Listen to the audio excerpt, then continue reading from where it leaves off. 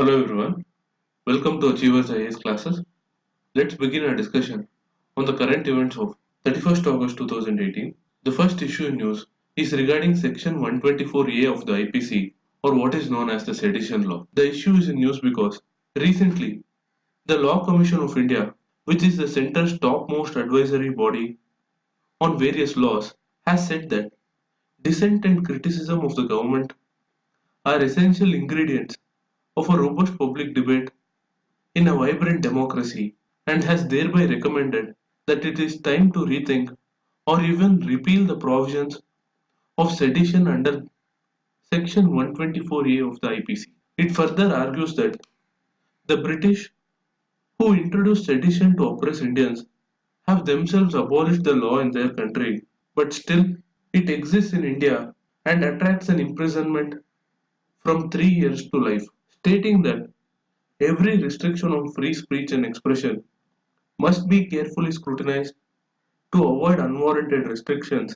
The Commission has asked whether it would be worthwhile to rename Section 124A and find a suitable substitute for the term sedition.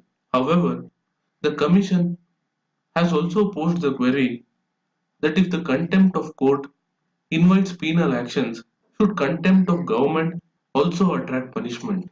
These views of the Law Commission have come at a time when the Supreme Court has lashed out at the government, saying that dissent is the safety wall of the democracy, while hearing a petition challenging the pan India crackdown of several activists. With that, let's move on to the next issue, which is regarding a new annual ranking of higher educational institutions named as Atal Ranking of Institutions or Innovation Achievements to be launched on October 15th. The new ranking will work in parallel to the overall ranking of institutions captured under the annual National Institutional Ranking Framework.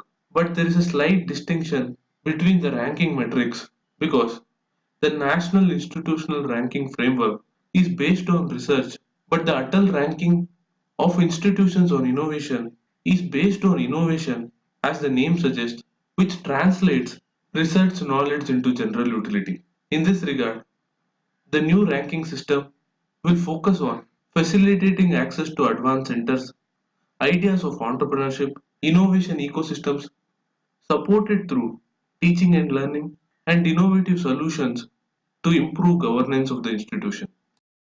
The next issue in news is an editorial regarding an expert committee report which has revealed incriminating details about the US firm Johnson & Johnson and its negligence in dealing with Indian patients. The issue is basically about three types of articular surface replacement implants which are meant to replace ball and socket joints in patients with degenerative diseases.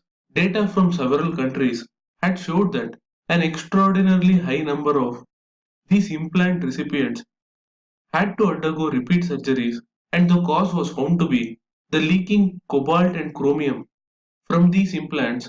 But Johnson & Johnson did not inform this finding to the Indian regulator, and Indians kept on using these implants until the firm began a voluntary global recall in 2010.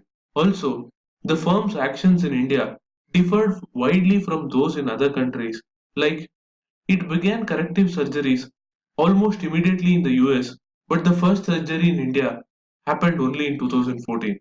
Also, while it has paid billions of dollars as compensation in other countries, no Indian patient has received any compensation so far.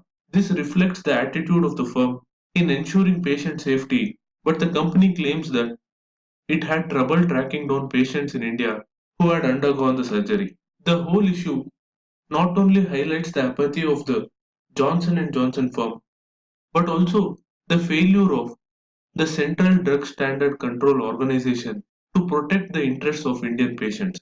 Even then, the Indian government has said that it is still deliberating on the issue, but given the fact that the number of implant recipients are still unknown and many are still unaware that they have received a faulty implant, the time for deliberation is past, and the authorities must show that when the private corporations fail to protect patient interests, they will be held accountable. On that note, let's move on to the next issue, which is regarding the ongoing BIMSTEC summit. BIMSTEC is a regional grouping comprising of India, Bangladesh, Myanmar, Sri Lanka, Thailand, Bhutan, and Nepal. While India sees BIMSTEC as a meeting point for India's neighborhood first and Act's policies and has pushed for greater regional connectivity along with cooperation and coordination among members in humanitarian assistance as well as combating the menace of terrorism and drug trafficking. But countries like Nepal do not see BIMSTEC as an alternative to SARC, and the Nepali PM has opined that the two organizations could complement each other. This is different from India's perspective, which sees BIMSTEC as an alternative to SARC and in this regard has announced various initiatives like the setting up of the Center for Bay of Bengal Studies at the Nalanda University to enhance the national knowledge network in the field of digital connectivity and also plans to extend it to Myanmar and Thailand. The next issue in news is regarding an advisory issued in Arunachal Pradesh to the people of 12 villages to be on alert because of sudden surge in the waters of the Siang River. Hydrological experts have said that the unusually high discharge indicates sudden release of water from man-made barriers or a natural dam that was formed due to landslides which had caused major earthquake in the Tibetan region of China in November 2017. However, the Chinese government has said that it is due to heavy rainfall in the catchment region in Tibet. The issue again highlights how China handles international rivers and the need for greater cooperation between the countries to prevent any disasters, particularly in the downstream areas of India and Bangladesh. On that note, I'm wrapping up today's news analysis. Do like, share, and comment to support this initiative.